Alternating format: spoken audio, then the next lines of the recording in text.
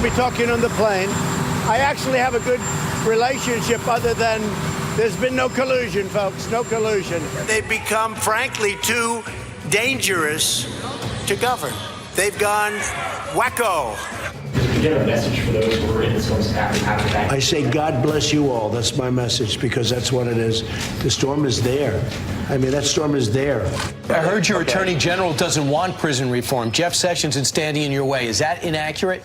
Well, if he doesn't, then he gets overruled by me, because I make the decision. He doesn't. So Robert E. Lee was a great general. And Abraham Lincoln developed a phobia. He couldn't beat Robert E. Lee. He was going crazy. All right, welcome back to AM Joy. I'm Ali Velshi in for Joy Reid. If this is the first time you're seeing some of those clips, that's because media outlets, including MSNBC, are finally starting to push back on the president's penchant for oversaturation.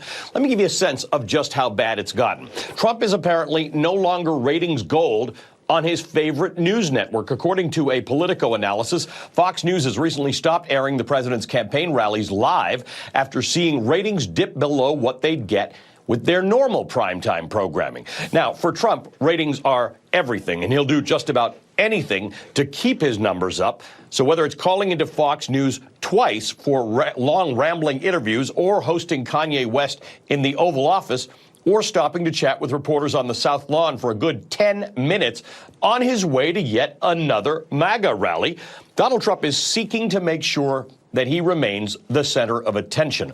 Joining me now is Eric Boehlert, senior writer for Share Blue Media, Joe Kearns, former spokesperson for the California Republican Party, Michelle Bernard, president for the Bernard Center for Women, Politics, and Public Policy, and Dana Milbank, columnist for the Washington Post. Welcome to all of you. Thank you for being with us.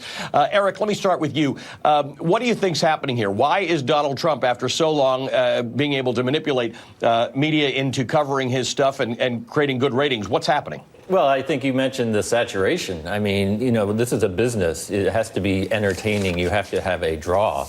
I mean, you mentioned after the Political article, he calls into Fox News, 11 o'clock at night. He calls back the next morning for a 45-minute rambling interview. At the end of the interview, the host says, basically, shouldn't you be running the country at this point? It's not good for business, right? So he's not providing anything new. He's producing just redundant programming. And for Fox News, for instance, you know, these are hour-long rallies in prime time. They can't run any ads. You do that once or twice as a favor, Trump, that's fine. You do that 6 or 7 times a month, you're going to lose tens of millions of dollars, and he's not producing any bumps. So he's in a very needy mode right now, even more than usual, and he's just not producing anything entertaining, so people are cutting the cord. So, Jen, this is an issue because for a lot of Republicans running in the midterm elections, they're less popular in their constituencies than Donald Trump actually is. So if people are softening on Donald Trump a little bit, we've got polls that indicate that that could be true, that becomes a problem for Republicans who would maybe like to run independently of Donald Trump as Republicans, but haven't been able to do so. Well, I think in terms of the TV time, and I say this as someone who has been a TV producer over at the Fox News Network, so I think I'm a rare person on the panel here. I can tell you that this is less about President Trump himself and more about the attention span of Americans. We know that just a few years ago, the average attention span of a TV viewer was about 3 seconds. That's the amount of time you had to make an impression on someone before they flipped the channel to something else. Now that's down to about 1.5 seconds. So I think that's just sort of the nature of the beast. And I find myself actually agreeing with Eric, this might be a first, that it might be actually about ad revenue. He's right. Some of these Trump rallies run on the better part of 45 minutes to 55 minutes to an hour and 10 minutes in some cases. And they just can't afford to lose that primetime revenue. But look, the White House does have a challenge on its hands here. So I agree with you. They've got to change things up. They might need to make those rallies look a little different. They might want to dip in and out of those rallies. And I think that's why you saw President Trump earlier this year bringing on Bill Shine, the former president of the Fox News channel. And so if anyone can get to the bottom of this and solve the president's TV primetime challenges, it will be Bill Shine. Michelle, let me just put a poll up from the Washington Post, a Washington Post ABC poll on Trump's job performance. 54% disapprove of the president's performance and 41% approve. So the other side of it, let's take what Jen said as one side of it. The other side of it is that it may just be Trump. Well, absolutely. You know, if you look at his speeches, there's a formula to them. Whether you are a Trump supporter or not, you can pretty much predict what he is going to say at these rallies. You know, Democrats are mean. Democrats are mobs. Democrats treat Brett Kavanaugh terribly. There's going to be a shout out to some Confederate soldier at one point in time. It's always the same thing. And that is not a way to bring in new viewers on any network, particularly at the Fox network. And so that translates into lower ratings.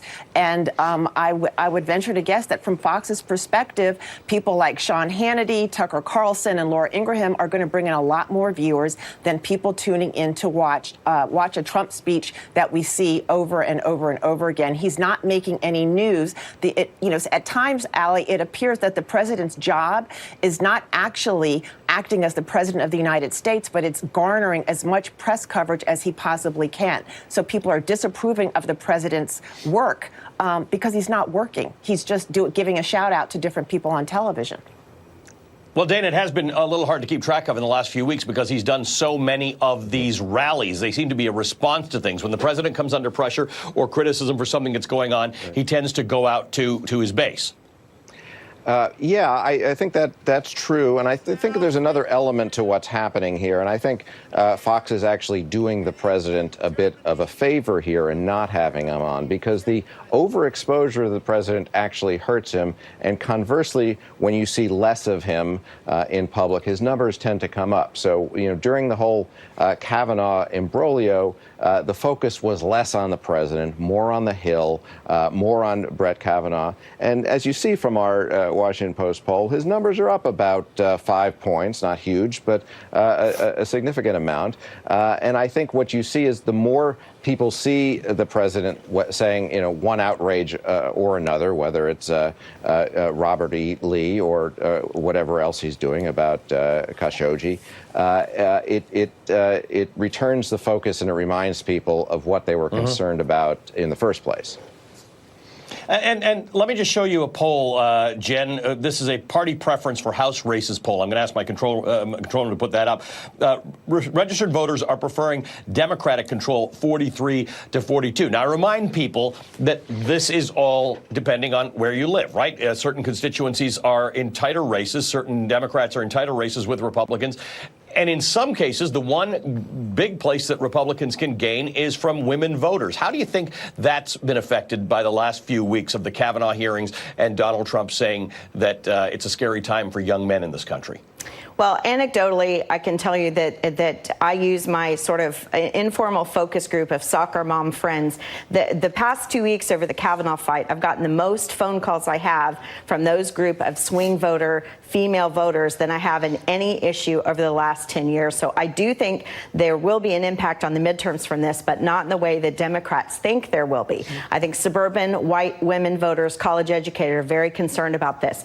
But by the actual numbers, looking just to be clear, suburban white educated swing voters are concerned about the fact that this is a scary time for young men, that their sons will be accused of sexual assault incorrectly. Is that what you're saying? Correct. And I also feel that they do care about the rule of law. They do care about folks in their family not being accused of something with zero evidence and being tarred and feathered in the public square. This has had a great impact on them. But I'll tell you, by the poll numbers, if you look at where Democrats stand today versus where they stood respectively in the 2010 midterms and the 2014 midterms, they are doing about the same or worse than they were in both of those contests. And let's remember, in those contests, they lost to the largest Republican majorities in American history. So I wouldn't be too comfortable if I were a Democrat today. And you also take into account, according to Nate Silver at 538, he says that there is a built-in 4-point bias in favor of Democrats in any midterm election general ballot. So if I'm a Democrat, I'm pretty concerned some 2.5, 3 weeks out before Election Day. Eric, what do you think Ali, about could I that? just- We do know that there's evidence of that Republicans come out in these midterms more than Democrats do, but we do also hear that there's an enthusiasm surge amongst Democrats, in particular because of the number of women, the number of people of color who are running in these midterm elections. So what do you make of what Jen was saying? Well, I think if you look at the House and the Senate, you're looking at two different things. I mean, Democrats are defending some really tough Senate seats, red Senate seats. In the House, I mean, you just look at Virginia, Pennsylvania, New York, and New Jersey. I mean, that could be 20 seats right there. And we haven't even gotten to California yet. I think the environment for the Democrats right now is extremely good. And we're seeing Republicans dropping, candidates across the country who just don't have a chance at this point. And a quick point about these rallies. Trump goes to Pennsylvania. Pennsylvania Republican and for senator and governor, they're losing by 10 and 20 points. He's not moving the needle in Pennsylvania. So as someone mentioned before, this is just egomania. He just wants to hear himself talk. Well, actually, I think what it's about is about the Trump reelect in 2020. We know he's got his sights set on Pennsylvania pretty firmly. That's why we saw him go to Poland and give a landmark speech this year to appeal to the Polish American community in Pennsylvania. So this may be less about the 2018 midterms and more about the 2020 reelect for Trump himself. Michelle? I just want to go back to the women's vote because I think it's critical that we always talk about the fact that there is a gender gap in elections and that whoever is going to be elected to office, it is typically determined by the women's vote. But I have to say, I am very pessimistic about what we will see happen with the white women's vote in terms of whether they're going to go Republican or Democrat. And I would remind the audience that were it not for the vote of black women and women of color, Roy Moore would have been elected in Alabama, despite very credible charges that indicated that he had engaged in pedophilia. Rebecca Traister, I believe, has a new book out. And one of the things that she talks about as a white woman is that the belief that white women have always gained power through the proximal the proximity that they have to white males, to their husbands, and they vote in the same way that their husbands do because it always and somehow favors them and helps them politically, I'll just tell you what's happening in the country. Offensive. And I just want to finish my statement. I want to finish my statement, please. I'd like to finish my statement, and the statement that I am making let Michelle finish the is, thought, please. I would like to finish my statement, and the statement that I am making is I do not see any reason for Democrats to believe that after the Brett Kavanaugh hearings, we are going to see a flood of white women, particularly Republican, red state feminists, come out and vote for Democrats. Whatever's going to happen in the midterm elections, it is going to be because of the vote of black women and other women of color. I'm glad to see an admission that there actually can be red state feminists. I've been talking about this ability of conservative women to be feminists. But look, if you're thinking that the Roy Moore evidence was credible, a handwriting and ink expert came out and said that the yearbook inscription that Gloria Allred said was true was false. So we can disagree on that point. I always want to ask people like you, what happens if it's your daughter? Do you automatically say, as I saw other people say with regard to Roy Moore, that back in their day, people would have been happy if a judge paid attention to their young daughter? You know what? If it's your daughter that comes into play one day, are you going to change your tune? You know what? I don't have to speak to my daughter. Myself and many women in this industry have been subject and have been victims of the Me Too movement. So I don't have to speak to my daughter. I can speak to my own personal opinion. But look, I would never go against somebody with the charge from 35 years ago with zero evidence. I can guarantee you if something happened to me, and it may have, I can tell you the exact day, the exact time, and who took me there and who got me home. That's more than we got from Dr. Ford.